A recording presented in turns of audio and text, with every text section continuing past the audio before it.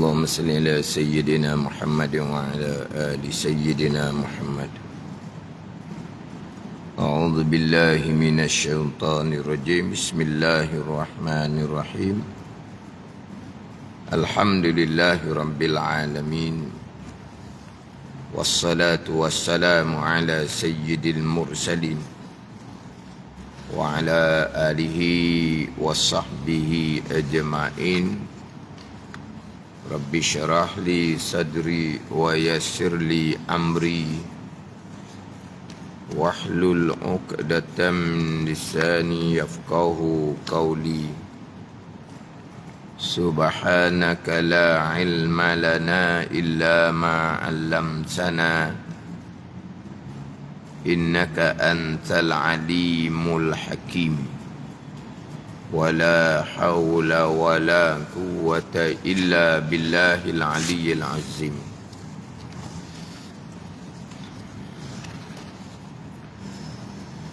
Kitab Pati Paridah. Kitab Pati Paridah, muka surat 54, baris yang ke-8 daripada atas. Surat 54, baris yang ke-8 daripada atas. Qala al-muallifu rahimahullahu ta'ala wa nafa'ana bi'ulumihi amin. Jadi Nabi tidak dapat dengan usahanya usaha seseorang Nabi. Itu tajuk dia. Jadi Nabi tidak dapat dengan usahanya. Dan wajib kita i'tiqad. Dan wajib kita i'tiqad bahawasanya jadi Nabi tidak dapat bagi seseorang dengan usaha. Dan jikalau banyak melampau dengan beramal dan buat kebajikan sekalipun, bukan dapat jadi Nabi dengan kurniaan Allah Subhanahu wa ta'ala bagi mereka yang ia Allah kehendak. Dan wajib kita i'tiqad. Jadi ini masuk dalam mu'taqadah juga, simpulan iman. Wajib i'tiqad, masuk dalam pegangan bahawasanya jadi Nabi tidak dapat bagi seseorang dengan usaha. Dan jikalau banyak melampau dengan beramal dan buat kebajikan sekalipun, bahkan dapat jadi Nabi dengan kurniaan Allah Subhanahu wa ta'ala, kurniaan bagi mereka yang ia Allah kehendak.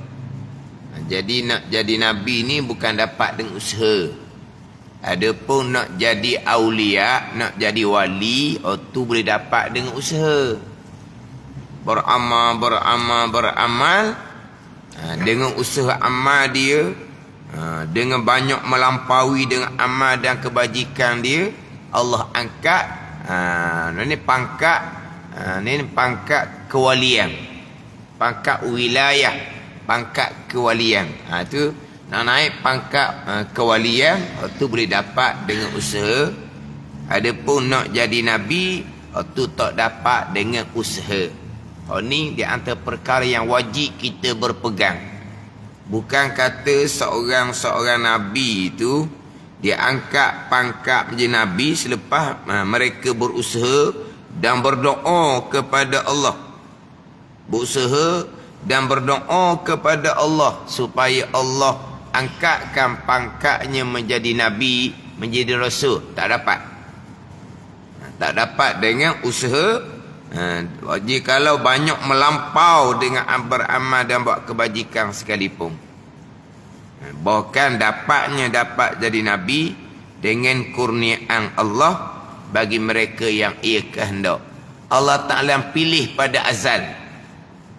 Seseorang akan menjadi Nabi, Allah Ta'ala pilih pada azal. Seseorang akan dikurniakan pangkat kerasulan. Pilihan Allah Subhanahu wa ta'ala. Allah telah pilih pada azal seseorang yang akan diberi pangkat nak jadi Nabi dan juga jadi Rasul. Bukan maknanya Allah Ta'ala pun tengok siapa di Mekah yang baik. Oh, Muhammad hak baik. Maka Allah pun lantik Muhammad jadi Nabi. Tak gitu. Jangan kata begitu. Ada orang ceramah dulunya, Muhammad ni sebelum jadi Nabi, Muhammad macam mamak-mamak kapung tu je. Tak ada kelebihan pun Muhammad ni.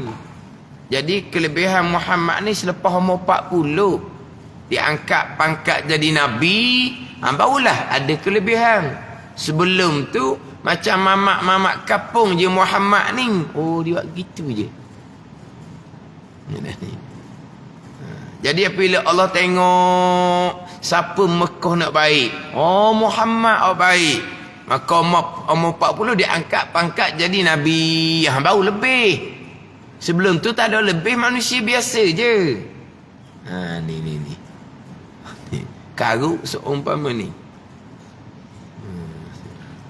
Jadi Nabi Muhammad ni bukan Nabi Muhammad lebih sahaja. Bukan keturunan dia keturunan yang suci belaka. Keturunan dia tu, mak ayah dia, tok nenek dia, semuanya di kalangan orang-orang yang suci belaka. Tu atur dah seumpama tu.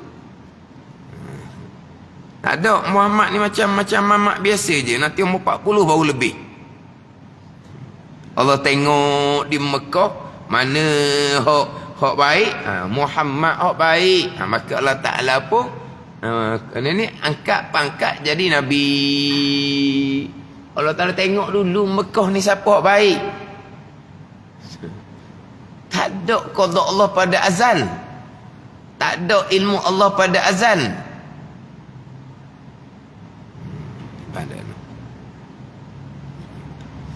Allah telah pilih pada azal seseorang akan dilantik menjadi Nabi. Allah telah pilih pada azal.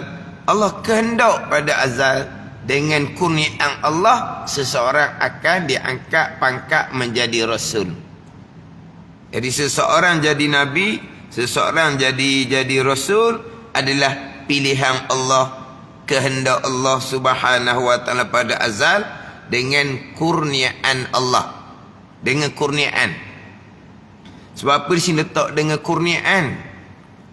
Sebab Mu'tazilah berpegang Allah lantik seseorang menjadi Nabi dan Rasul, itu kewajipan bagi Allah. Seseorang diangkat pangkat menjadi Nabi dan Rasul, itu kewajipan atas Allah Subhanahu wa ta'ala. Itu pegangan Mu'tazilah. Allah Ta'ala kehendak pada azal seseorang akan dilantik menjadi Nabi dan Rasul adalah pilihan, ini kurniaan Allah Subhanahu wa ta'ala. Kurniaan Allah Subhanahu wa ta'ala. Berarti disebut kurniaan di sini. Kenapa disebut kurniaan? Sebab Mu'tazilah kata wajib. Allah Ta'ala lantik seseorang menjadi Nabi, lantik seseorang menjadi Rasul. Kita ahli sunnah kurniaan. Macam contohnya dimasukkan ke dalam syurga orang yang beriman dan beramal soleh dengan kurniaan Allah. Kenapa sebut kurniaan? Sebab Mu'tazilah kata wajib. dimasukkan ke dalam neraka dengan keadilan Allah. Kenapa kita sebut dengan keadilan Allah? Sebab Mu'tazilah menyatakan ahli sunnah berpegang seseorang masuk neraka kerana kekufuran dan kemaksiatan yang datang daripada qada dan qada Allah, zalim gitu. Ada keadilan Allah. Ni kita ahli sunnah. Macam di sinilah. Dapat jadi nabi dengan kurniaan Allah bagi mereka yang Allah kehendak pada azal. Dengan kurnia Allah nak tolak Mu'tazilah. Mu'tazilah mengatakan wajib atas Allah Subhanahu wa ta'ala melantik seseorang menjadi nabi, melantik seseorang menjadi rasul. Wajib. Sebab jadi nabi, jadi rasul ni perkara yang baik. Wajib Allah buat perkara baik. Itu semua adalah kehendak Allah Subhanahu wa ta'ala. Allah Ta'ala lantik dengan kurniaan Allah Subhanahu wa ta'ala. Masuk ke syurga dengan kurniaan, dimasukkan ke dalam neraka dengan keadilan. Ini hak kita disebut semua kan. Tapi kita kena faham lah. Kenapa di sini sebut jadi nabi dengan kurniaan Allah? Sebab Mu'tazilah lantik nabi dan rasul wajib bagi Allah Subhanahu wa ta'ala.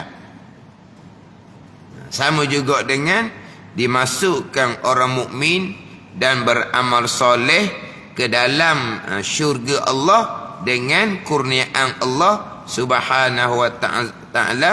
Kerana nak tolak Mu'tazilah mengatakan bahawa orang yang beriman dan beramal soleh dimasukkan ke dalam syurga Allah Subhanahu wa ta'ala, wajib bagi Allah. Wajib. Kita kurniaan Allah Subhanahu wa ta'ala. Sebaliknya, dimasukkan orang kafir dan orang buat maksiat ke dalam neraka Allah Subhanahu wa ta'ala dengan keadilan Allah Subhanahu wa ta'ala. Mu'tazilah menyatakan bahawa hak pegangan ahli sunnah wal jamaah, kekufuran dan kemaksiatan adalah datang dari qada dan qadar Allah.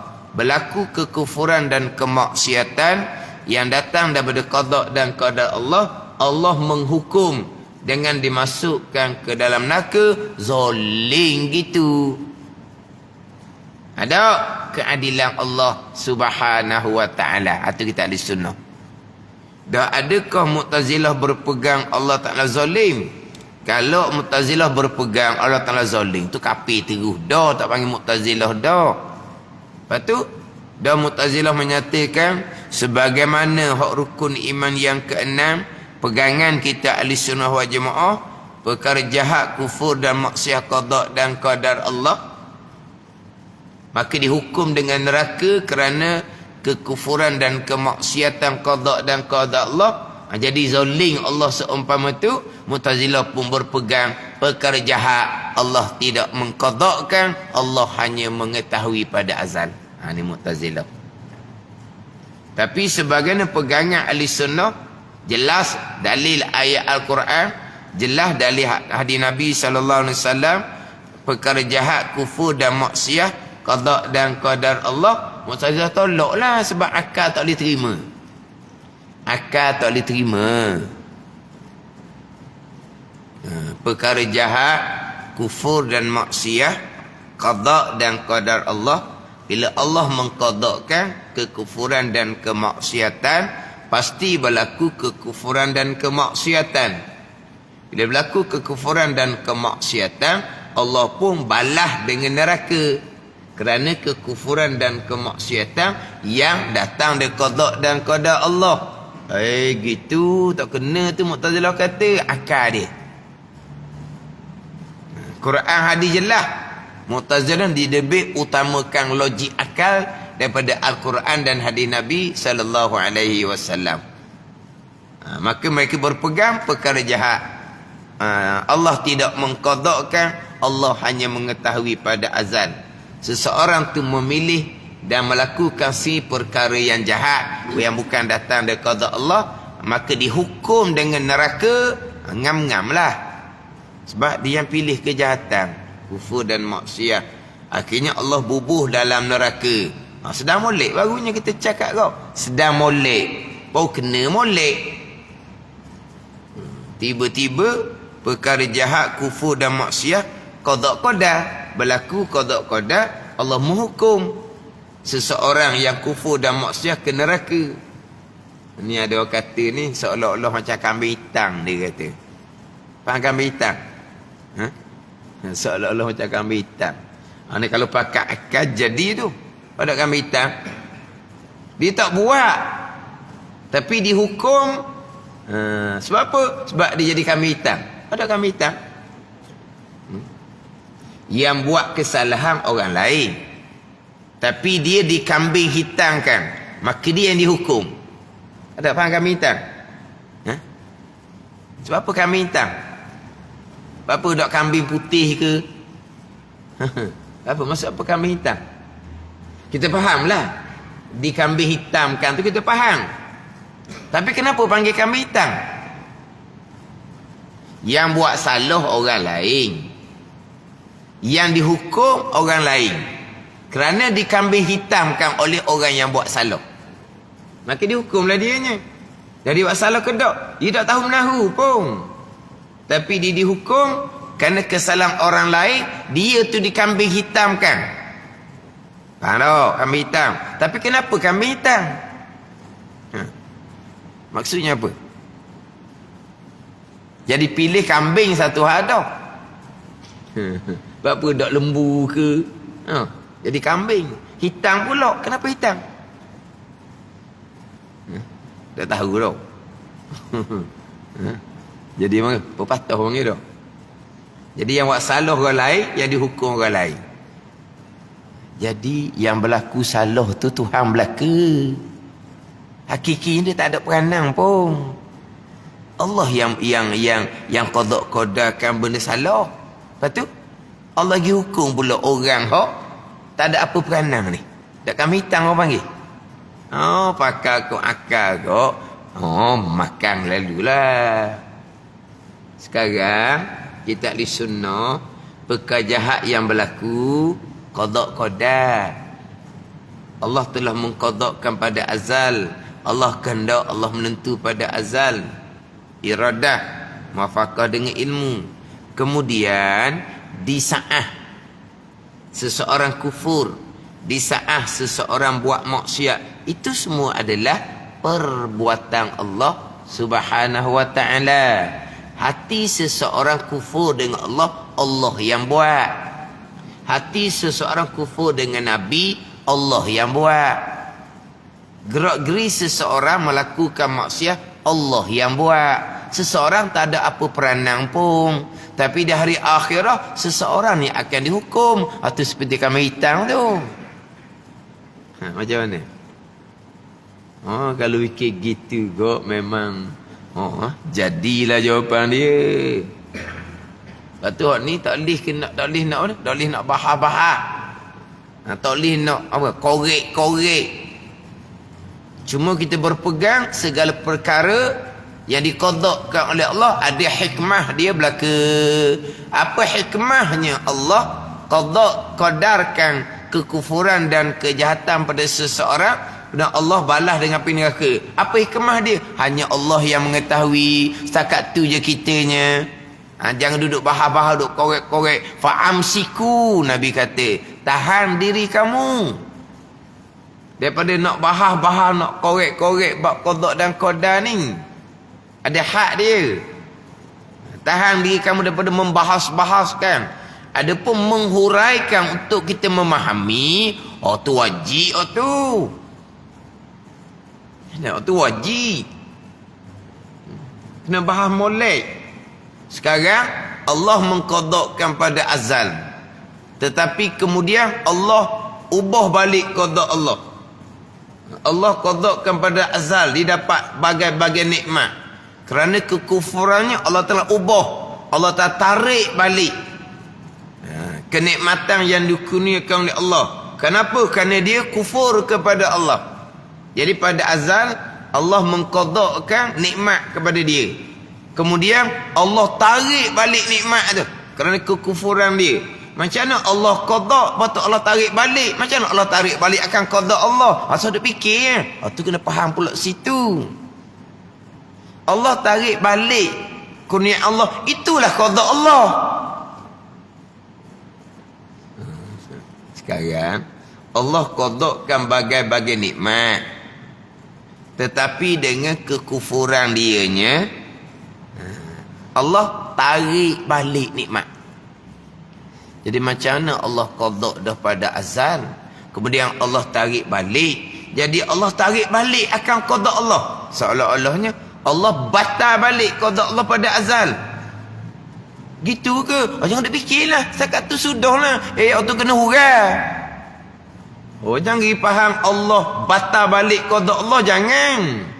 Kalau Allah batal balik qadak Allah, guana ni sekali begitu, sekali begini ni. Mana letak ilmu Allah Subhanahu Wa Ta'ala? Macam kita kan? Kita memutuskan satu-satu perkara, kemudian kita batal balik. Kita memutuskan, kita beri apa-apa contoh pada anak kita. Beri kenderaan. Tak jadi belajar dianya apabila ada kenderaan. Kita pun tarik balik. Sebab begitu? Sebab tak sangka. Sebab kita jahil. Kita tak tahu perkara akan datang jadi macam mana. Bila beri kenderaan untuk memudahkan, tiba-tiba jadi karut lepas ada kenderaan. Kita pun tarik balik. Tarik balik pemberian. Sebab apa? Kita tak tahu apa yang berlaku akan berlaku seumpama tu, kerana kita jahil. Jadi kalau Allah qadakkan nikmat, Allah batal balik qada Allah, di mana letak ilmu Allah? Ni tak kenal Tuhan gini, dia buat Tuhan macam dia. Dah Allah tarik balik ya. Itulah qada Allah pada azal. Itu qada Allah pada azal. Bukan kata pada azal Allah qadakkan nikmat sampai ke sudahlah. Sampai ke sudah dapat nikmat. Tengok-tengok dia kufur, Allah pun kena cancel balik, kena batal balik, kena ubah balik qada Allah. Ilmu Allah duduk di mana? Allah nak cancel balik, nak batal balik qada Allah ni dengan apa? Dengan kejahatan yang dilakukan. Dah kejahatan tu mari mana? Qada-qada kan? Jadi Allah tarik balik, itulah qada-qada Allah pada azal. Bukan Allah batal akan qada Allah. Jadi seolah-olah batal akan qada Allah. Dekat tu sudahlah. Kena ambil faham molek, kena bahas molek. Kena ambil faham molek situ. Jadi seolah-olahnya Allah cancel balik, batal balik qada Allah. Allah ubah balik. Di mana letak ilmu Allah Subhanahu Wa Ta'ala? Ini kena cumak ni. Ini berkaitan dengan permulaan agama mengenal Allah Subhanahu Wa Ta'ala. Hak Nabi larang duk bahas-bahas, kenapa begini? Kenapa begini? Jangan. Adapun membahaskan, memperhalusi untuk kita memahami qada dan qadar tu wajib fardu ain tu. Tak lepas itu, tak lepas bab permulaan agama mengenal Allah Subhanahu Wa Ta'ala, amal ibadah tidak akan diterima oleh Allah Subhanahu Wa Ta'ala.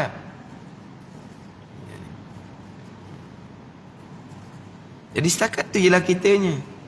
Jadi kejahatan Allah qadarkan. Ada hikmah. Apa hikmah dia? Allah yang mengetahui. Kemudian Allah pun bubuh dalam neraka kerana kekufuran dan kemaksiatan yang hakikinya qada dan qadar Allah. Seseorang hamba tidak ada satu peranan walaupun sebesar zarrah. Kenapa? Jangan ada soal. La yus'alu amma yaf'alu wa hum yus'alun. Jangan ditanya pekerjaan Allah, kita semua akan ditanya pada hari akhir. Setakat tu je. Dan di kursi Allah Ta'ala berfirman, Ana khalaqtu khair wa syar. Akulah yang menjadikan perkara baik, Aku yang menjadikan perkara jahat pada seseorang. Fatuba liman qadartu alaihi khair. Maka bertuahlah bagi sesiapa yang aku takdirkan atasnya kebaikan. Tuhan kata, wa wailun liman qadartu alaihi syarr. Celakalah dan celakalah atas seseorang yang aku takdirkan kejahatan atasnya. Itu jelah. Allah takdirkan kita di kalangan orang beriman dan beramal soleh, bertuah. Allah takdirkan seseorang tu lahir daripada keluarga yang kufur. Allah takdirkan dia kufur sampai ke mati, celakalah dianya. Kenapa? Pasal dosa Allah. Tak kata sudahlah, alhamdulillah lah kitanya. Kita dilahirkan daripada ibu bapa Islam. Ada kita minta? Tak kita minta. Kita lahirkan daripada ibu bapa Islam. Kerana Allah Ta'ala takdirkan kepada kita yang beriman, belajar, wa amal sekodah-sekodah. Alhamdulillah. Itu je lah. Lepas tu yang lain tu bukan urusan kita. Itu pekerjaan Allah Subhanahu Wa Ta'ala. Cuma ni sebuah syariah, kita usahakan kebaikan. Kita dakwahkan kebaikan. Kita suruh kepada kebaikan. Itu usaha kita pada zahir syariah, perintah seumpama tu. Tapi hakikinya, kalau Tuhan kehendak kebaikan, kebaikanlah. Ini seseorang, Tuhan kehendak kejahatan, kejahatanlah seseorang. Itu pegangan kita. Syariat kena jagalah. Kebaikan kita wajib kena suruh, kejahatan kita wajib kena cegah. Kita pun suruh kebaikan. Siapa kesudah tidak dianya pilih kebaikan. Kita cegah kejahatan. Siapa kesudah tak tinggal-tinggal di kejahatan. Kita diperintah. Ini Mu'tazilah kata macam bermain-main, dia kata. Tak logik. Tak logik. Tak logik macam mana? Tuhan perintah kita suruh benda makruf. Tapi Tuhan takdirkan orang yang kita suruh benda makruf tu sampai sudah tidak turut. Tuhan perintah kita cegah mungkar, kita pun cegah mungkar. Tiba-tiba Allah takdirkan pada azal, orang yang kita cegah benda mungkar tu Allah takdir daripada azal, dia mungkar sampai ke mati. Jadi macam main pula kita ni. Okey, kamu disuruh makruf. Okey, kamu cegah mungkar. Tapi Allah tak ada takdir dah. Makruf yang kita suruh tu orang tu sampai ke sudah takkan turut. Mungkar yang kita diperintah Allah supaya cegah, Allah takdir daripada azal. Mungkar tu tidak akan tinggal pas sudah. Jadi Allah perintah kita jadi benda main-main. Oh ni Mu'tazilah. Apa ada ni? Gua ni. Oh kalau main kau akal Mu'tazilah rebah lah. Lepas tu sekarang ni terkadang orang aliran agama pun boleh rebah ni. Sebab apa? Sebab nak mantap akidah ahli sunnah jemaah, jadi dia banyak pakai logik akal. Banyak pakai logik akal lah. Sebab tak mantap akidah ahli sunnah jemaah, akidah Al-Quran dan hadis Nabi sallallahu alaihi wasallam, walaupun dia aliran agama. Aliran agama pun bukan menguasai satu Al-Quran. Aliran agama pun bukan menguasai sekalian hadis Nabi sallallahu alaihi wasallam. Kadang-kadang baca ayat Quran pun kadang-kadang tersalah. Tu je kitanya. Quran tak ada di dada kita. Ulama-ulama muktabar terdahulu Quran di dada mereka. Mereka hafaz Al-Quran daripada budak. Al-Quran di dada mereka, bukan Al-Quran bacaan. Ilmu Al-Quran, tafsiran Al-Quran di dada mereka. Masa kita sekarang ni pula Al-Quran di dada. Hanya bacaan Quran di dada, ilmu Quran tak ada di dada. Kita pula masa kita sekarang. Pandailah ilmu Al-Quran sikit sebanyak. Tapi Al-Quran kita dah ingat. Baca Quran pun kita dah apa comel molek. Itu kita. Kalau dulu tidak, Al-Quran di dada dengan huraian tafsir Al-Quran dan hadis di dada mereka. Jadi apabila tidak mantap ilmu Al-Quran dan hadis, maka pakai akal. Akal tu jadi Mu'tazilah tu. Lepas tu kitanya balik pada kaedah sifat 20. Aliran agama sekalipun kemampuan menguasai Al-Quran hadis cukup jauh nak banding dengan ulama-ulama muktabar terdahulu yang mana mereka hanyalah kembali pada Al-Quran dan hadis Nabi sallallahu alaihi wasallam. Sekarang ni kan kita kembali pada Al-Quran, kita kembali pada Al-Quran, bunyi mani. Tapi yang show tu sendiri pun terkadang tidak berpegang dengan akidah Al-Quranul Karim, berpegang dengan akidah Mu'tazilah kerana berdasar kepada logik akal. Satu banyak sekarang ni kejahatan bukan ketentuan Allah, Allah hanya mengetahui. Itu apa? Itu pakai logik akal. Allah perintah kita suruh makruf, Allah wajibkan kita cegah mungkar. Tapi makruf tu Allah tidak takdirkan dia buat, mungkar Allah tak takdirkan dia tinggal. Tapi Allah tetap suruh kita pergi suruh makruf, main gitu. Ini akal Mu'tazilah. Kenapa Allah perintah kita suruh dia buat benda makruf? Sebab dia tinggal benda makruf tu dia sendiri. Sebab tu Allah perintah kita, semayang kamu, jangan dok semayang. Sebab apa? Sebab sebelum tidak semayang dia pilih sendiri. Lepas tu kita diwajibkan suruh dia semayang. Ada ni. Dia dedah aurah, dia pilih sendiri. Lepas tu kita diperintah supaya cegah daripada benda mungkar, dedah aurah. Sebab dedah aurah tu hak dia sendiri. Yang lepas tu Tuhan wajibkan kita pergi cegah mungkar. Kan gitu senang dengan akal Mu'tazilah kan. Allah perintah kita suruh makruf kerana dia tak semayang.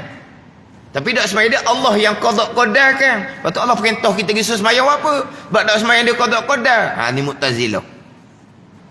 Tak makan. Rebahlah jawapan dia kita.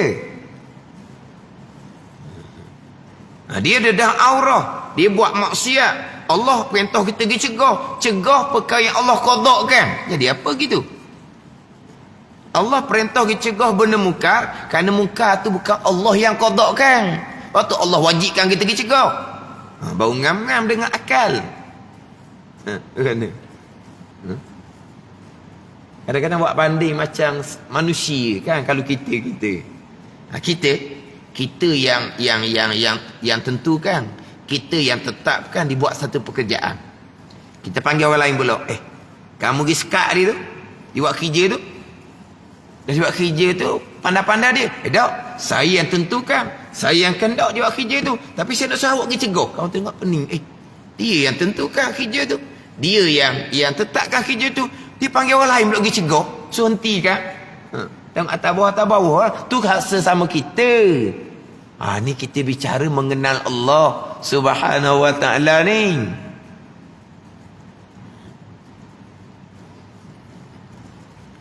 Kalau bak logik akal kau, kalau tak kemah Quran, akidah Quran hadis, akidah ahli sunnah jemaah, tak ada benda lah. Walaupun aliran agama, walaupun masyhur di kalangan masyarakat agamawan, tapi banyak sekarang perkara jahat Allah tidak menentukan pada azal, Allah hanya mengetahui. Jadi sunnah tak?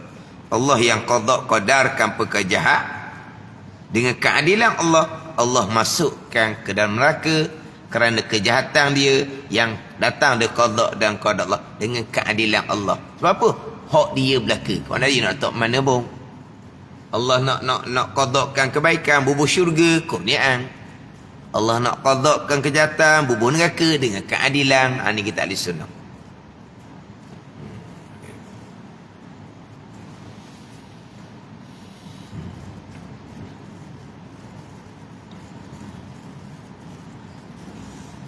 Kita ulang-ulang sangat, cuma kita tak faham je. Dimasukkan ke dalam syurga dengan keadilan Allah, dimasukkan ke syurga dengan kurniaan Allah, dan dimasukkan ke dalam neraka dengan keadilan Allah. Kedua-dua nak tolak Mu'tazilah. Dimasukkan ke syurga wajib bagi Allah, dimasukkan ke dalam neraka. Kalau keadilan bukan perkara jahat tu qada dan qadar. Itu baru keadilan bagi akal Mu'tazilah. Sama juga dengan dilantik seseorang menjadi rasul, menjadi nabi dan rasul, kurniaan Allah Ta'ala. Mu'tazilah tak, kewajipan bagi Allah Subhanahu wa taala. Wajib Allah lantik seseorang menjadi nabi, wajib Allah lantik seseorang menjadi rasul. Ada dengan kurniaan Allah bagi mereka yang ia kehendak. Jadi rasul bukan dapat dengan usaha. Nak jadi aulia, nak jadi wali, boleh dapat dengan usaha. Beza tak di situ? Jadi nabi bukan dengan usaha. Kurniaan Allah bagi mereka yang Allah kehendak. Sebaliknya nak jadi wali boleh dapat dengan usaha. Beza tau. Jadi nabi tak dapat dengan usaha. Jadi nabi itu kurniaan Allah bagi mereka yang Allah kehendak. Tapi jadi wali boleh dapat dengan usaha. Beza.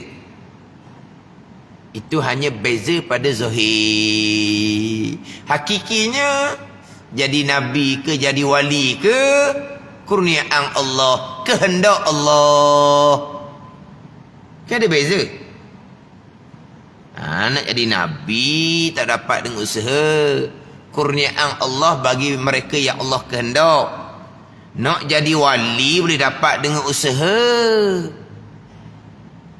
Buat amal, banyak melampaui dengan beramal dan buat kebajikan, akhir jadi wali. Dengan usaha dia jadi wali.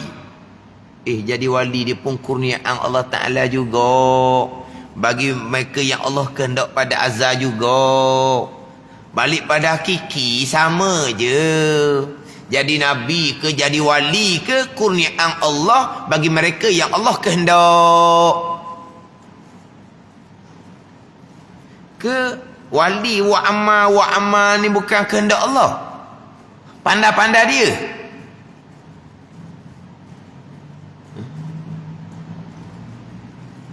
Daklah wali ni wa amma Tuhan pun angkat pangkat wilayah, pangkat kewalian. Kenapa tu? Kerana usaha dia wa amma. Usaha dia wa amma ni bukan hak Tuhan.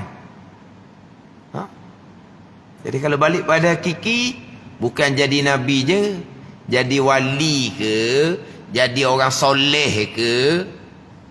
Soleh ni setinggi-tinggi makam syariah. Soleh setinggi-tinggi makam syariah. Jadi nabi, jadi wali, jadi orang soleh, semuanya kurniaan Allah Subhanahu wa taala bagi mereka yang Allah kehendak. Sama sahaja. Cuma pada zahir jadi wali itu kerana banyak wa amal. Jadi soleh kerana dia belajar, dia beramal, dia belajar, dia beramal. Lepas tu jadi soleh itu pada zahir saja. Hakikinya sama je. Jadi nabi, jadi wali, jadi orang soleh, kurniaan Allah bagi mereka yang Allah kehendak pada azal.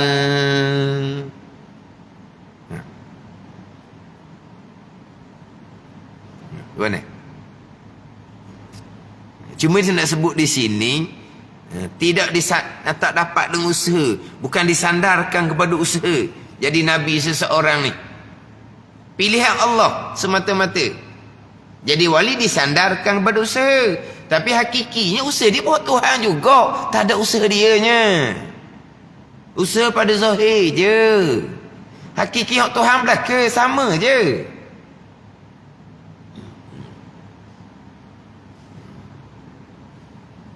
Tu nak letak molek tu. Hak zahir macam mana, hak batin hakikinya macam mana. Hak zahir jadi nabi pilihan seseorang, tak ada pilihan Allah. Hak zahir jadi nabi pilihan seseorang, tidak ada pilihan Allah. Jadi wali, jadi soleh, pilihan seseorang. Dia memilih dengan wa amma naik makam wali, naik makam soleh. Dia yang pilih. Tapi pilih hanya pada zahir. Pada batin hakiki sama sahaja. Kesemuanya daripada Allah. Kita ni majbur, tidak ada apa-apa pun. Dikerasi oleh Allah. Ini kena ingat ni. Pada kitab Tauhid, mukhtaran zahira, majburan batina ni. Ada orang tolak ni. Pada kitab Tauhid ni, mukhtaran zahira, majburan batina. Ada orang tolak. Kita ahli sunnah. Mukhtaran zahira, ada pilihan wa amma zahiran pada zahir. Majburan batina. Nak jadi nabi tak ada pilihan pada zahir. Nak jadi wali jadi soleh pilihan pada zahir. Hakikinya majburan batina. Majbur mana apa? Dikerasi. Pada batin, pada hakiki. Jadi nabi dikerasi. Jadi wali dikerasi. Jadi soleh dikerasi. Hak Tuhan belaka. Itu Jabariyah batinang tu. Hakikinya Jabariyah. Cuma kita wajib berpegang ada pilihan dan usaha pada zahir, bukan pada hakiki. Dia susah sangat ni nak mati hak pada batin hakiki ni, majbur kerana tak lekat di sekalian qada dan qadar. Tak lekat di keesaan Allah pada perbuatan. Dia tak lekat akidah ni. Apabila sekalian qada dan qadar, dah kita majburlah, dikerasilah. Gerak dia yang kita tu hak Tuhan buat, tak ada kitanya. Sebab apa? Dah sekalian qada qadar, hak Tuhan belaka, lagi ke mana lagi? Sekalian qada qadar. Gerak dia yang kita ni bukan qada qadar kita sendiri. Dah sekalian nak letak mana sekalian? Memanglah keesaan pada perbuatan. Semua perbuatan yang berlaku perbuatan Allah. Tapi gerak dia yang kita ni bukan Allah yang buat. Dah keesaan pada perbuatan macam mana? Ni dia tak ada ni, tak ada ni. Hak rukun nikmat keenam sekalian qada qadar tu tak ada. Tauhid mengesahkan Allah pada perbuatan tak ada, bahkan mensyirikkan Allah pada perbuatan. Ni. Hak permulaan bicara ni tak ada. Sebut boleh sebut je. Sekalian qada dan qadar sebut boleh. Akidah ada kedau. Dah kalau sekalian qada qadar, dah kita majburlah, dikerasi. Yang berlaku di kita ni hak Tuhan belaka. Tak ada kita. Itulah hakiki dia. Sebab sekalian qada qadar. Sekalian qada qadar pun kita pilih sendiri, bukan hak Tuhan. Dah sekalian letak mana pula? Tak ada sekalian dah lah.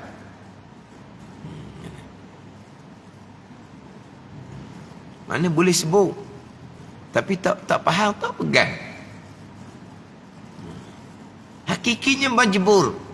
Hak Tuhan belaka. Tapi wajib berpegang. Hamba ada pilihan pada zahir. Walaupun hakikinya tak ada.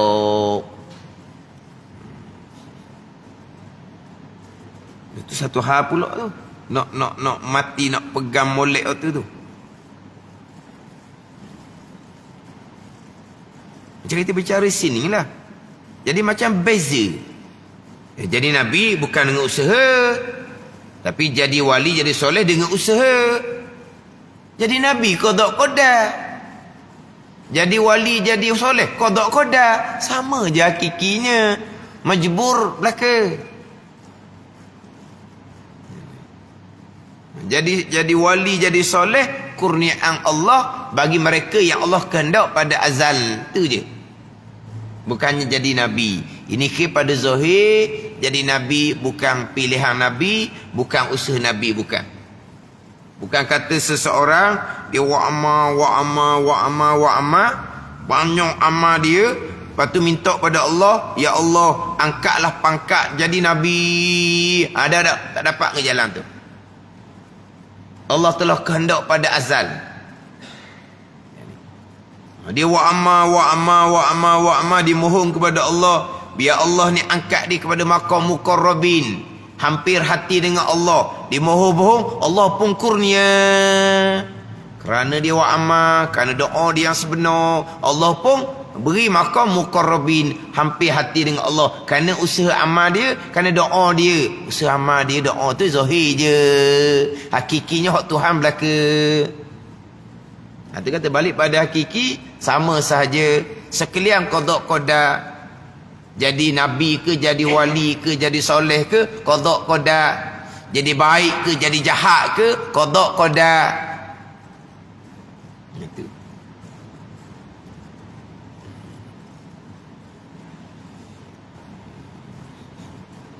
Tapi di sini bicara zahir. Jadi nabi dah tak dapat dengan usaha. Kurniaan Allah bagi mereka yang Allah kehendak pada azal. Ini kita wajib berpegang. Lepas tu, amalan kita ni, usaha kita. Kita wajib berusaha untuk menambah ilmu. Kita wajib berusaha untuk beramal dengan perintah-perintah yang wajib. Kita wajib berusaha untuk memelihara diri daripada larangan-larangan Allah Subhanahu wa taala. Wajib kita usaha. Wajib kita pilih jalan baik. Wajib kita pilih jalan baik. Jangan pilih jalan buruk. Ini kewajipan atas kita. Kita wajib pilih, wajib usaha kebaikan. Kewajipan atas kita. Tapi kesemua tu adalah barang yang Allah kehendak pada azal. Cuma disandarkan kita ada pilihan, ada usaha untuk menjadi orang yang baik. Sebaliknya, jadi orang jahat adalah pilihan dan pilihan dan perbuatan masing-masing. Hakikinya hak Tuhan belaka. Jadi baik pun hak Tuhan, jadi jahat pun hak Tuhan. Jadi nabi pun kehendak Tuhan, jadi wali, jadi soleh pun kehendak Tuhan belaka. Itu balik kepada hakiki majburan batina. Dikerasi pada batin hakiki. Qada qada belaka, keesaan Allah pada perbuatan. Mukjizat bagi anbiya, dan wajib i'tiqad pula bahawasanya Allah Ta'ala mengkuatkan segala anbiya dan rasul-rasul dengan beberapa mukjizat yang zahir daripada mereka itu, daripada segala anbiya dan rasul-rasul. Mukjizat yang zahir. Faham tak ayat kita? Yang zahir daripada mereka itu, daripada segala anbiya dan rasul-rasul. Yang zahir je. Dan sekarang kita zahir pada tangan anbiya, zahir pada tangan, zahir je. Hakikinya Tuhan buat, zahir je. Karamah zahir pada aulia, zahir je. Hakikinya Tuhan belaka. Jadi mukjizat ni berlaku perkara mencari adah zahir pada segala anbiya dan segala rasul. Zahir sahaja. Zahirnya terbelah laut kerana tungkat Nabi Musa AS. Zahir je. Hakikinya tungkat tu tak boleh bekas makhluk. Qada-qada belaka. Lepas tu di sini panggil yang zahir daripada mereka itu. Yang zahir je ni, bukan batin hakiki. Batin hakiki hak Tuhan. Pandai ni. Yang zahir pada yang zahir daripada segala anbiya dan segala rasul. Karamah zahir pada aulia, zahir juga. Perkara yang mencari adah, mukjizat karamah, perkara yang adah hak berlaku ni, kesemuanya daripada Allah Subhanahu wa ta'ala. Wallahu a'lam.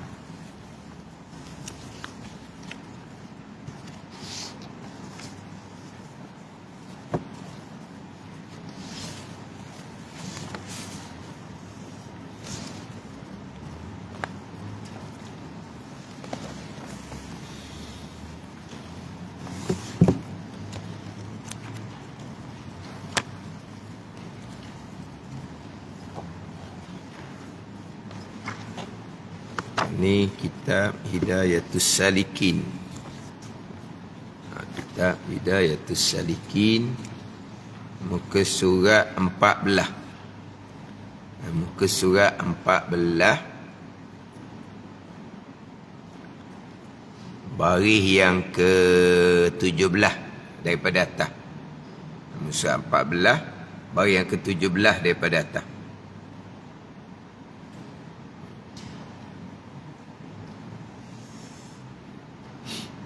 Qala al-muallifu rahimahullahu ta'ala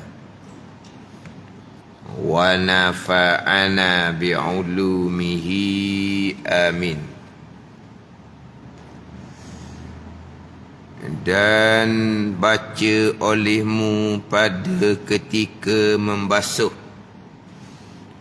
tangan yang kanan itu, baca Allahumma a'tini kitabi biyamini wa hasibni hisaban yasira. Dan baca olehmu pada ketika membasuh tangan yang kanan itu, baca Allahumma a'tini kitabi biyamini wa hasibni hisaban yasira. Ini bacaan doa ketika membasuh tiap-tiap anggota wuduk. Yang terdahulu doa ketika membasuh pergelangan tangan, doa ketika berkomo-komo dan memasukkan air ke dalam hidung, doa ketika membasuh muka. Ini doa ketika membasuh tangan kanan. Membasuh tangan kiri, tu doa di bawah tu pula, membasuh ketika membasuh tangan kiri. Dan baca olehmu pada ketika membasuh tangan kiri, Allahumma inni a'udzubika an tu'tiyani kitabi bishimali au min wara'i zahri. Tu doa ketika membasuh tangan kiri. Ini doa ketika membasuh tangan kanan. Jadi doa ketika membasuh tiap-tiap anggota wuduk ni, doa ketika membasuh tiap-tiap anggota wuduk, ni disunatkan di sisi pandangan Imam Ghazali, di sisi pandangan Imam Rafi'i, di sisi pandangan Syekh Ramli, pandangan mazhab Hanafi, pandangan mazhab Maliki. Bacaan doa ketika membasuh tiap-tiap anggota wuduk. Mana pandangan Imam Rafi'i, satunya Imam Nawawi, satunya Imam Rafi'i. Imam Nawawi, Imam Rafi'i mujtahid tarjih dalam mazhab Syafi'i kita, yang menterjihkan manakah pandangan Imam Syafi'i yang muktamad, yang menterjihkan manakah pandangan Ashabus Syafi'i yang muktamad. Itu tahap Imam Nawawi. Dia menterjihkan mana apa? Terjih apa? Mengkuatkan, itulah. Ini pandangan Imam Syafi'i. Kau jadi terkadang 2-3 pandangan. Kau kodim pun begitu juga. Manakah pandangan yang lebih kuat? Kemudian di kalangan murid-murid Imam Syafi'i pula pandangan yang berbeza. Manakah pandangan murid Imam Syafi'i yang muktamad? Di kalangan ulama-ulama yang bermazhab Syafi'i pun begitu juga. Ada beberapa pandangan. Maka manakah pandangan yang muktamad? Itu Imam Nawawi dan Imam Rafi'i. Orang sekarang ni tak payahlah nak menterjihkan. Orang sekarang ni ada tu level dia tahap Imam Nawawi, Imam Rafi'i. Dia datangkan pandangan-pandangan fiqh, saya menterjihkan. Oh, dia menterjihkan. Oh, hebat dia. Dia menterjihkan. Dia datangkan beberapa pandangan fiqh. Lepas tu di bawah tu khulasah dia lah, kesimpulan dia. Saya menterjihkan. Hebat. Tak payahlah. datangkan bagai-bagai pandangan untuk keluasan ilmu. Kalau kita nak tambah mana dengan keadaan sekarang, pandangan yang lebih sesuai untuk diamalkan, bolehlah. Ada ni. Saya nak mentarjah saya mentarjahkan pandangan ni lebih kuat, pandangan lebih tepat, pandangan begitu hebat dia. Hebat. Jangan main orang sekarang. Lulusan tinggi-tinggi. Ulama-ulama dulu tak ada kelulusan. Dia sangat tinggi learning. Mana datangkan pandangan-pandangan pekoh. Ni satu pandangan, ni satu pandangan. Kemudian kalau kita nak datangkan kesimpulan, kebanyakan ulama, jumhur ulama bolehlah. Ataupun bagi pandangan saya, pandangan yang lebih sesuai pada masa kita. Gitu. Ada ni. Walaupun terkadang hak kita dah amal tu bukan mazhab Syafi'i. Bukan pandangan jumhur kebanyakan ulama, tapi molek-molek ada dipilih. Dipilih itu nisbah maslahat. Ini contoh. Kita berzakat dengan duit ni hanya mazhab Hanafi. Mazhab Syafi'i tak sah pun. Bukan tak afdal. Bayar dengan duit ke bayar dengan beras, mana lebih afdal? Ada. Dengan duit tidak sah. Dan kebanyakan mazhab gitu belaka. Tapi dipilih pandangan mazhab Hanafi. Zakat dengan duit. Sebab apa? Maslahat. Untuk memudahkan yang membayar. Untuk memudahkan amil yang menerima. Untuk memudahkan pihak yang mengagihkan zakat. Dan untuk memudahkan penerima zakat. Dengan duit. Kalau pakai beras, yang nak pergi bayar zakat kena pikul beras. Kemudian amil pula kena sipang beras. Lepas tu pula siapa tak nak bagi kena sewa lori nak bawa beras banyak ni. Agih kepada penerima pula kena cari pula kenderaan. Beras banyak boleh ni. Lepas tu pula penerima ni dia nak duit. Beras banyak-banyak jadi makan bubuk. Tak nak makan bubuk. Maka penerima pula kena jual beras untuk dapat duit untuk beli barang lain. Kan payah tu kan. Maka untuk maslahat dipilih pandangan mazhab Hanafi. Akhirnya kita dah tahu pun bahawa dengan duit tu bukan mazhab Syafi'i. Ada ni. Mazhab lain satu dah. Tapi bukan jumhur mazhab. Jumhur kebanyakan mazhab sama mazhab Syafi'i je. Mana dipilih satu pandangan yang lain kerana maslahat. Bolehlah. Datangkan pandangan pekoh. Bagi pandangan saya, pandangan imam sekian-sekian yang lebih sesuai untuk diamalkan di tempat kita. Boleh cerita gitu. Ni dak ni, saya menterjehkan. Tengok tuang budak percaya. Tak payahlah gitu, tak payah. Manakah hak ulama yang sampai mujtahid tarjih? Imam Nawawi, Imam Rafi'i. Kalau dua-dua ni sepakat pandangan, cukup kuat pandangan. Syaikhan, dua syekh dalam mazhab Syafi'i, Imam Nawawi dan Imam Rafi'i. Kalau sepakat dua ni memang kuat pandangan. Tapi banyak berkhilaf antara Imam Nawawi dan Imam Rafi'i. Yang banyak berkhilaf, yang paling banyak muktamad adalah pandangan Imam Nawawi.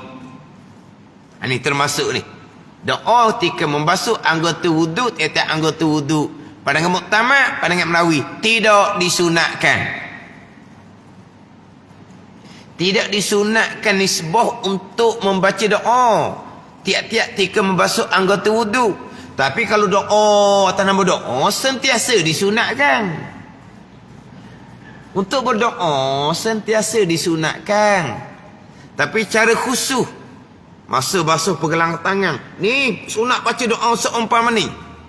Masa berkoma, ni kena baca doa seumpama ni. Khusus gitu. Tidak disunatkan dalam pandangan hak Imam Nawawi. Itu pandangan muktamad dalam mazhab Syafi'i kita. Ada pun pandangan Imam Rafi'i, ada. Doa khusus tu sunat. Pandangan Imam Ghazali, pandangan Syekh Ramli, pandangan Ibn Hajar, tak ada doa ketika membasuh tiap-tiap anggota wuduk.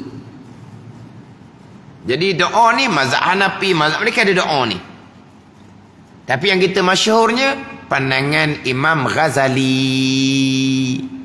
Sunat membaca doa tiap-tiap basuhan anggota wuduk. Tapi pandangan ni pandangan yang daif dalam mazhab Syafi'i kita, pandangan yang lemah. Ada ni. Tapi mazhab Hanafi, mazhab Maliki sunatlah. Pandangan mazhab Syafi'i ni pandangan Imam Rafi'i, pandangan Imam Ghazali, pandangan Syekh Ramli. Tapi masyhur kitanya pandangan Imam Ghazali. Tapi pandangan muktamad dalam mazhab Syafi'i tidak sunat. Tapi payah sikitlah orang ni. Oh, berani dia mendaifkan Imam Ghazali. Ada macam kamu gitu. Berani mendaifkan Imam Ghazali. Tak ada orang mendaifkan Imam Ghazali, mendaifkan pandangan. Siapa yang mendaifkan? Ulama-ulama muktabar yang mendaifkan, bukan kita. Ni berani nak mendaifkan Imam Ghazali. Oh, ni payah ni. Orang yang jahil murakab payahlah. Banyak benda lagi tak tahunya, tapi perasan tahu. Oh, ni payahlah. Pandangan bukan pandangan Imam Ghazali, pandangan Imam Nawawi pun banyak daif. Pandangan Imam Syafi'i pun ada yang daif. Pandangan Imam Syafi'i, kaul jadid. Surah sunat baca pada empat rakaat semayang kita. Bukan rakaat pertama kedua je baca surah, lepas baca Fatihah. Rakaat 3, 4 baca surah juga. Itu pandangan Imam Syafi'i kaul jadid. Itu pandangan daif. Pandangan Imam Syafi'i. Bukan Imam tu Syafi'i itu yang daif. Pada ni. Pandangan Imam Syafi'i sendiri. Ada yang daif. Pandangan Imam Nawawi ada yang daif. Pandangan Imam Ghazali ada yang daif. Sebab Imam Ghazali ni dia himpun Ashabul Jam'i, dia himpun. Dia tidak menterjihkan mana-mana pandangan. Dia ambil sebahagian pandangan tu bertepatan dengan mazhab Hanafi. Begitulah. Tapi pandangan Imam Ghazali ni terkadang sangat-sangat dipakai sekarang. Pandangan Imam Ghazali, wali saksi pasik sah je nikah. Pandangan muktamad mazhab Syafi'i tak sah nikah. Wali saksi pasik, lepas tu tak nikah lah orangnya. Pandangan Ghazali sah walaupun wali ataupun saksi pasik. Sama dengan pandangan mazhab Hanafi, pasik pun sah. Dan kita sekarang nak menentukan saksi, adakah kita periksa nama saksi yang dihantar ni ada ke pasik? Tak, atau nama je. Contoh, kalau kita tersalah kiblat, pandangan muktamad mazhab Syafi'i kena qada habis sembahyang di tempat yang tersalah kiblat.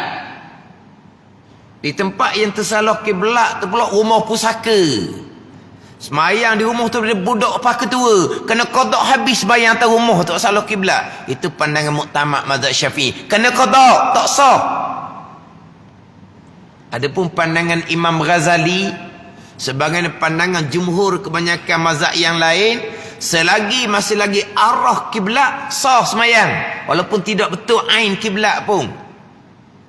Jangan tersalah kiblat di rumah pusaka tu siapa balik belakang, janganlah. Kalau siapa balik belakang, tu kena qada lah. Cuma sepatutnya ke kanan lagi ataupun ke kiri lagi. Tak betul tu setara tu. Tapi masih lagi jihad, hala, arah kiblat. Mazhab ni Imam Ghazali kata sah, tak payah qada-qadanya. Pakai Imam Ghazali. Tapi itu memang pandangan daif. Tapi itu yang kita pakai kalau terjadi seumpama tu. Oh, takkan nak qada semayang. Rumah tu rumah pusaka. Kalau rumah baru duduk seminggu dua, nak kena qada balik tu salah kiblat. Tak pelik tu tak apalah. Tapi pandangan tu memang daif. Bukan Imam Ghazali daif. Ni bahaya. Oh, berani kata Imam Ghazali daif. Kita pekoh kita ni silsilah Imam Ghazali belak. Hak Imam Ghazali kitanya. Ni hak kita silsilah pekoh kita ni. Sanad pekoh ni. Sampai ke Minhajut Talibin hak Imam Nawawi ya. Daripada Minhajut Talibin disyarahkan dengan Tuhfah Nihayah apa semua tu. Jadi Minhajut Talibin hak Imam Nawawi ni silsilah dia dengan Imam Ghazali. Minhajut Talibin dia ikhtisarkan daripada kitab Muharrar bagi Imam Rafi'i, diikhtisarkan daripada kitab Wajiz, Wasi, Wajiz, Wasi, Basi. Semua tu hak Imam Ghazali belaka. Hak silsilah fiqh tu Imam Ghazali. Imam Ghazali pula daripada kitab Nihayah Imamul Haramain. Imamul Haramain pula daripada Mukhtasar Muzani. Kemudian daripada kitab Imam Syafi'i. Imam Syafi'i mengaji daripada Imam Malik. Imam Malik mengaji pada Nafi'. Nafi' belajar pada Ibnu Umar sampai ke Nabi SAW. Tapi nak ceritanya, pekok siapa kita ni silsilahnya hak Imam Ghazali. Wajiz, Wasi, Basi. Tiga-tiga Imam Ghazali belaka tu. Pekok hak siapa kita. Tapi ada pandangan Imam Ghazali yang daif. Pandangan. Bukan Imam Ghazali.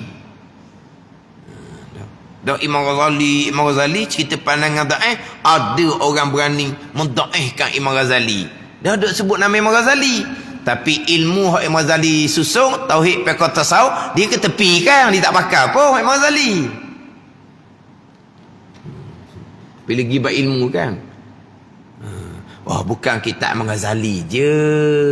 Berapa nak tolak Imam Ghazali susung tauhid fiqh tasawuf? Tolak pula Imam Ghazali. Sebab apa? Sebab dia kesampingkan ilmu. Ini golongan akhir zaman. Dia memperalatkan Imam Ghazali. Bila sebut kata pandangan Imam Ghazali itu daif. Oh, marah mendaifkan Imam Ghazali pada pandangan.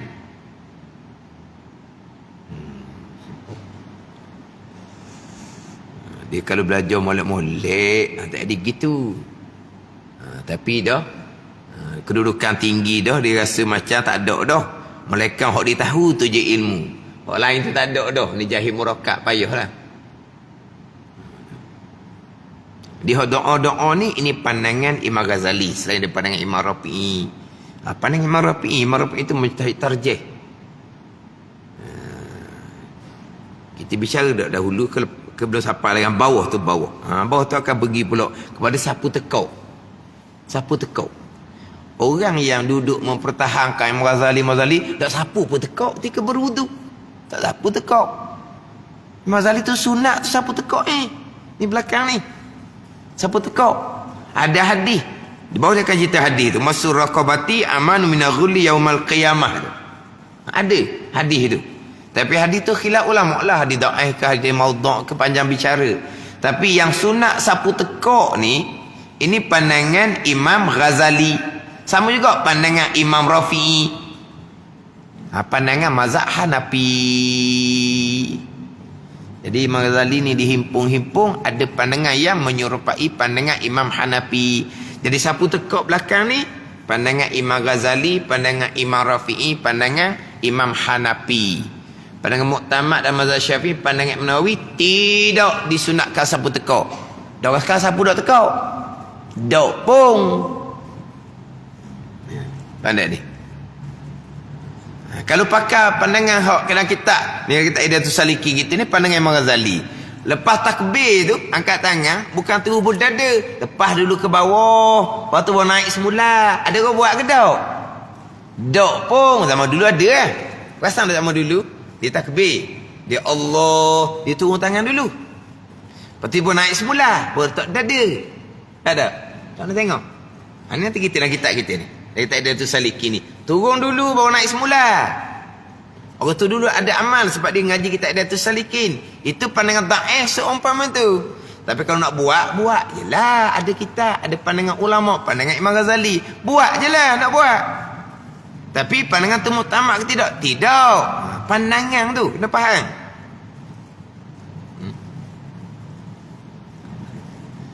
Saya ngaji dulu tu kata, tak payahlah turun tangan, naik semula. Apa? Habis minyak dia kata. Dia kata habis minyak. Dah, turun dulu, naik balik kalau letak dada, malah dia habis minyak.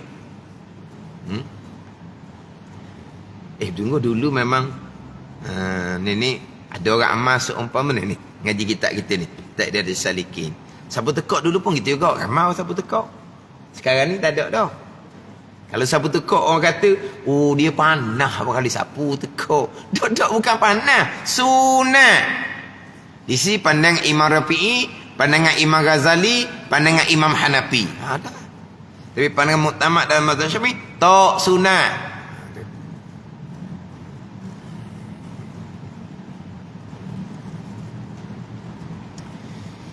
Macam orang duk bicara bab semai tasbih itulah. Tasbih tu mazhab Hanafi yang kuat. Termasuk Imam Ghazali semai sunat tasbih. Pandangan Imam Nawawi tak ada semai sunat tasbih, tak disunatkan. Dah ada hadis sebut tu. Hadis tu setengah mengatakan hadis tu maudhu'. Hadis palsu, bukan hadis benar. Ada mengatakan hadis dhaif. Kemudian hadis dhaif pun dibanyak di penjalang, di jalan-jalan. Jadi hadis dhaif itu naik kepada tahap hasan. Itu hak pandangan yang menerima sembahyang sunat tasbih. Dan memang kita beramal sembahyang sunat tasbih ni sekurang-kurang sekali setahun. Tapi apabila cerita bab hukum sembahyang sunat tasbih ni sunat di pandangan Imam Ghazali, tak sunat di pandangan Imam Nawawi. Dan pandangan muktamad mazhab Syafi'i sunat ke tak? Tak sunat. Yang kita dak amal tu pandangan Imam Ghazali. Boleh dak amal, memang kita dak amal. Memang kita amal. Tapi bila bicara bab hukum, pandangan yang muktamad, pandangan Imam Nawawi tak ada sembahyang sunat tasbih. Pandangan Imam Ghazali ada sembahyang sunat tasbih. Tapi bila kita dak beramal sama, kita lekatlah sembahyang sunat tasbih tu. Dah kenapa buat juga? Sebab ada pandangan ulama yang menyatakan sunat. Sudahlah. Kamu buat sudah. Ni ada orang dia ceramah semayang sunat tasbih lelah saja dia kata. Oh jangan kata gitu. Memanglah semayang sunat tasbih ni lelah dah. Kedak lelah. Memang kata kamu semayang sunat tasbih lelah. Iyalah lelah. Saya dah buat. Memang mu dak buat sebab mu malas. Tapi dia kata lelah saja. Allah sedap dia cakap. Lelah saja. Kenapa sajanya? Semayang tasbih tu kira pandangan yang menyatakan sunat. Dah ada ulama kata tak sunat. Itu benda pekoh, bukan satu pandangan. Tapi kalau balik kepada mana kau pandangan muktamad, pandangan Imam Nawawi. Tidak ada semayang sunat tasbih. Begitu sebut kita hukum. Macam kita semayang Isra' dan Duha. Isra' lain, Duha lain. Itu pandangan Imam Ghazali. Pandangan Imam Nawawi, Isra' ialah Duha, Duha ialah Isra'. Satu sembahyang saja. Isra' lain, Duha lain. Itu pandangan Imam Ghazali. Sembahyang Isra' ketika terbit matahari. Sembahyang Duha selepas nak matahari segala. Ada pula yang kata Isra' tak boleh semayang ketika naik matahari, kena tunggu boleh 10 minit 20 minit. Itu pandangan Isra' ialah Duha, Duha ialah Isra'. Kena semayang selepas naik matahari segala. Kalau kita pakai pandangan Isra' lain, Duha lain, terbit saja matahari semayang sunat Isra', naik matahari segala semayang sunat Duha. Itu pandangan Imam Ghazali. Ada ni. Itu jelas pekok. Tapi pandangan muktamad, pandangan Imam Nawawi. Isra' ila Duha, Duha ila Isra'. Bukan Isra' semayang lain, Duha semayang lain, bukan. Itu pandangan muktamad, pandangan Imam Nawawi. Ni bicara bab pandangan. Bukan nak bicara bab imam tu dah. Dah, jangan gitu.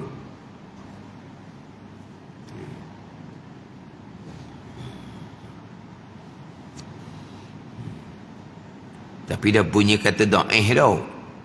Doa dak apa lalu dah. Ha? Dah kita ingat dah doa ni daripada permulaan basuh pergelangan tangan. Tu ingat dah doa. Dah ingat? Ha? Tak ingat doa pun. Dia kalau tak baca doa, tak ingat doa ni boleh juga. Tiap-tiap basuhan anggota wuduk kita baca la ilaha illa anta kita baca tiap-tiap basuhan anggota wuduk. Tiap-tiap basuhan anggota wuduk kita baca asyhadu an la ilaha illallah wahdahu la syarikalah wa asyhadu anna muhammadan abduhu wa rasuluh. Mana tiap-tiap basuhan anggota wuduk baca bacaan yang sama. Tu mudahlah. Sebab kita baca ni lepas selesai daripada berwuduk kita baca tu asyhadu an la ilaha illallah wahdahu la syarikalah wa asyhadu anna muhammadan abduhu wa rasuluh. Kita baca selepas selesai berwuduk. Ada satu pandangan baca dua kalimah syahadah ni pada tiap-tiap basuhan anggota wuduk. Nak ingat doa lah satu-satu doa nak kena hafal tu. Dengar pula kata sunat baca doa pada tiap-tiap anggota pandangan da'ih pula. Jadi tak hafal lah, cuma kalau hak hafal dah bacalah, jangan tak baca. Ada ni. Sebab doa-doa dia ni doa hak mitok besar belaka ni. Hak doa di sini doa hak besar-besar belaka ni. Mana doa dia? Allahumma a'tini kitabi biyamini wa hasibni hisaban yasira. Ya Allah, berikan akan aku kitab catatan amalanku dengan tangan kananku dan hisab oleh kamu akan hisab yang ringan. Dah besar tu. Kita minta supaya Allah Ta'ala beri catatan amalan kita dengan tangan kanan, bukan dengan tangan kiri. Apabila terima catatan amalan dengan tangan kanan, maka hisabnya hisab yang ringan, hisaban yasira.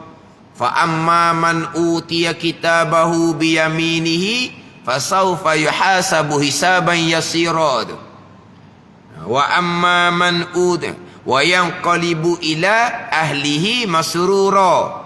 Wa amma man utiya kitabahu wara'a zahrihi fasawfa yad'u suburan wa yasla sa'ira.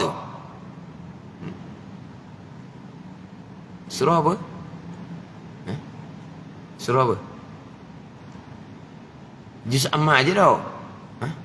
Bukan juz Ammah. Fa amma man utiya kitabahu biyaminihi fasawfa yuhasabu hisaban yasira wa yanqalibu ila ahlihi masrura. Wa amma man utiya kitabahu wara'a zahrihi fasawfa yad'u suburan wa yasla sa'ira. Surah apa? Surah apa? Hok baca semua ni, hok memang ingat ni. Tapi surah apa?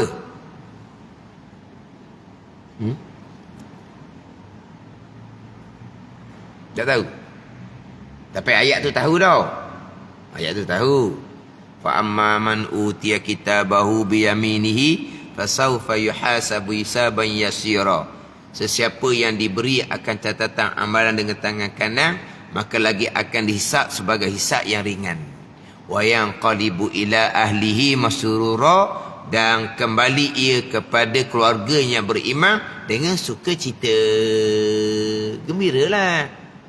Ya kan wa yanqalibu ay wa yarji'u, dan kembali ia ila ahlihi kepada keluarga yang beriman masrura, hal keadaan gembira. Bila hisab yang ringan, maka hisab tu jadi lepas syurga Allah Subhanahu wa ta'ala. Yalah, bila selesai hisab mizan. Jadi hisab yang ringan ni orang yang bertuah. Orang yang bertuah ni pada masa mizan pastilah berat sebelah catatan kebaikan. Maka ketika meniti tentang sirat, pasti akan lepas ke syurga Allah Subhanahu wa ta'ala. Doh, kalau gitu kita ambil dengan tangan kanan, jangan ambil tangan kiri. Maknanya orang yang bahagia dia akan ambil dengan tangan kanan. Orang yang celaka dia nak ambil tangan kanan, malaikat akan tepis tangan kanan dia, akan ambil dengan tangan kiri daripada sebelah belakang. Sebab tu kita benda-benda baik ni kita buat dengan tangan kanan lah. Mudah-mudahan di hari akhirah kita akan ambil catatan amalan dengan tangan kanan.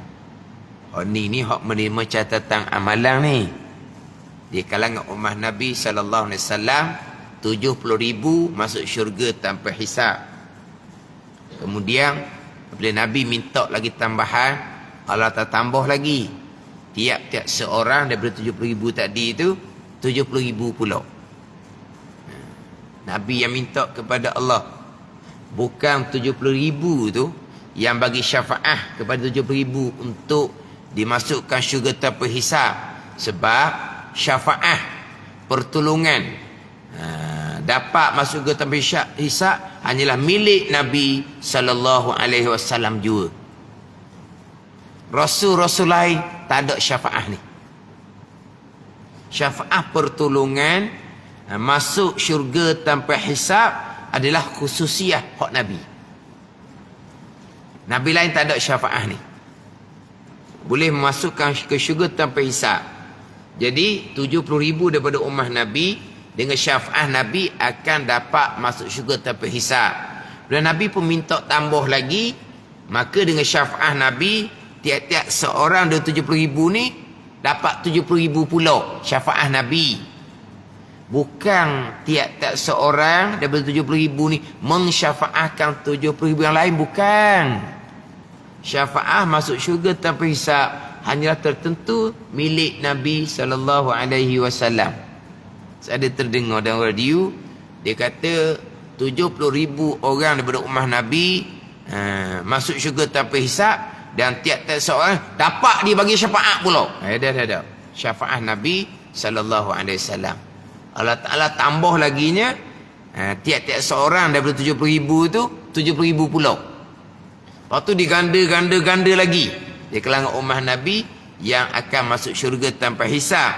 Yang masuk syurga tanpa hisab ni mereka bukan menerima catatan amalan dengan tangan kanan, mereka tidak menerima catatan amalan. Tak ada. Mereka tidak menerima catatan amalan. Yang menerima catatan amalan di kalangan mereka yang dihisapkan oleh Allah. Boleh menerima catatan amalan dengan tangan kanan ataupun tangan kiri. Adapun mereka yang masuk syurga tanpa hisap tidak akan menerima catatan amalan. Ada ni. Yang menerima catatan amalan yang dihisapkan. Lepas menerima catatan amalan, tiap-tiap seorang akan membaca. Akan sekalian catatan amal akan membaca. Walaupun atas dunia dia dahulu orang yang buta huruf, tapi akhir dapat membaca akan catatan amalan. Kemudian dihisapkan oleh Allah. Jadi catatan amalan ingat baik ni bermula daripada umur balik. Bermula dari umur balik. Jangan wak ni. Hak dosa-dosa lampau dibuat senyap je. Jangan gitu. Dia kata hak tu sudah dipatang sejarah, dia kata. Dok. Akan dibaca tiap-tiap helaian daripada umur balik. Dan akan dihisap oleh Allah tiap-tiap helaian. Bayangkan kalau masa dahulu semayangnya tak cukup. Kemudian qadaknya tidak. Wak lebar dia semayang sunat, puasa sunat, baca Quran, Tuhan tak akan terima. Tiang agama pun tak cukup. Kena taubah dahulu, kena qadak dahulu. Ada ni. Ada pesen tu. Semayang masa muda-muda banyak tinggal, tapi tak peduli. Dia kata itu kisah lama, dia kata. Kita taubah sudahlah sekarang. Tutup buku lah. Taubah ni ada rukun. Bukan semayang, puasa, haji je ada rukun. Taubah pun ada rukun. Tak cukup rukun, semayang tidak sah, puasa tidak sah, haji tidak sah, taubah gitu juga. Kalau tak cukup rukun, tak sah taubah tu. Mana rukunnya? Kalau tinggal ke fardu, wajib kena qada tu rukun dia. Boleh tak saya nak taubah tapi saya tak mau qada semayang? Sama dengan boleh tak saya nak semayang tapi saya tak mau rokok? Boleh? Boleh tak saya nak semayang tapi saya tak mau rokok satu je. Tak panggil semayang lah sebab kamu tak rokok. Itu rukun. Boleh tak saya nak taubah cuma tak mau qada je. Tak panggil taubah sebab taubah tu rukun. Bayangkan buka layang tak ada semayang. Buka layang tak ada semayang. Neraka lah jawapan dia. Tiang agama tak cukup. Wa amal sunnah, berzikir, bertorikoh, sapa ke Tuhan dia kata. Semayang qadaknya tidak. Boleh tanya, kamu ni berzikir bertorikoh ni bukan orang kenal. Semayang tu tua-tua dah baru semayang. Sebelum tu banyak tinggal daripada semayangnya. Tu kamu qadak ke tak qadak. Tapi sapa ke Tuhan juga dia kata. Dulu orang bunuh orang 100 orang. Tak ada qadak-qadak semayang, mati masuk syurga. Dia nak bandingkan dia dengan orang hak bunuh 1 orang tu. Hak tak sempat nak semayang pun sempat ke tidak dah tahunya. Tapi dia mati dalam jalan taubah ke syurga Allah. Dia ni hidup panjang lagi umur dia nya. Tapi qadaknya tidak. Dia berzikir je. Naik makam juga. Dah guru dia aku dia naik makam. Ni makam khoyal lah ke lah ni. Qadak semayang ni wajib ittifaq 4 mazhab. Tak ada khilaf mazhabnya. Tapi tak qadak. Bayangkan buka layang tu. Satu semayang cukup dah nama tercatat di pintu neraka. Kena taubah molek hati tinggal semayang tu. Orang lelaki ni dia banyak cuai semayang. Orang puang dia tak ada cuai semayang. Tapi oleh kena jahil hukum hid dan nipah, dia tinggal semayang juga orang puang ni. Badak ni. Orang lelaki ni ditinggal betul-betul. Orang puang ni dikira dia semayang cukup. Tapi jahil bahid nipah ditinggal semayang. Dia tak sedar pun dia wajib dah semayang. Ni pun samalah ni. Kena bertaubah. Kena qadak balik. Kena kira semula. Atau balik pada ilmu lah. Sebab apa? Sebab tiap-tiap yang catat amalan akan dibaca, akan dihisap di hadapan Allah Subhanahu wa ta'ala. Cuma orang yang beriman tapi dosa dia banyak. Lepas daripada hisab, dia akan ke neraka Allah Subhanahu wa ta'ala. Pandangan yang muktamadnya masih lagi menerima catatan amalan dengan tangan kanan. Walaupun dia di kalangan orang yang beriman yang banyak dosa. Jadi maknanya yang menerima catatan amalan dengan tangan kiri sebelah belakang di kalangan orang kafir yang kekal neraka selama-lamanya. Jadi orang yang beriman dosa banyak akan ke neraka Allah. Mereka masih lagi menerima catatan amalan dengan tangan kanan.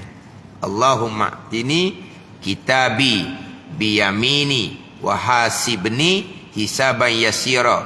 Ya Allah, beri oleh kamu akan daku akan catatan amalanku dengan tangan kananku, dan hisab oleh kamu akan daku akan sebagai hisab yang ringan.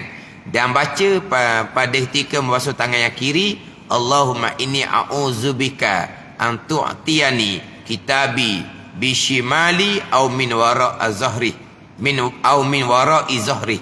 Ya Allah, aku minta perlindungan dengan engkau akan bahawa engkau beri akan daku akan catatan amalanku dengan tangan kiriku ataupun daripada pihak belakangku. Hak ni doa ketika membasuh tangan yang kiri. Kemudian maka sapu sekalian kepalamu serta engkau basahkan kedua telingamu, maka engkau pertemukan hujung jarimu yang kanan dengan yang kiri, dan engkau taruhkan keduanya itu di hadapan kepalamu itu, kerana maka engkau lalu kepada tengkokmu. Kemudian engkau kembalikan ke hadapan kepalamu 3 kali. Dan ada bacaan doa pula ketika sapu kepala. Wallahu a'lam. Bismillahirrahmanirrahim. Alhamdulillahirabbil alamin. Wassalatu wassalamu ala sayyidil mursalin wa ala alihi wa sahbihi ajma'in. Allahumma iftah alaina futuhal arifin. Allahumma allimna ilma akadamin wa fahimna famas sabiqin warzuqna ruqat talibin.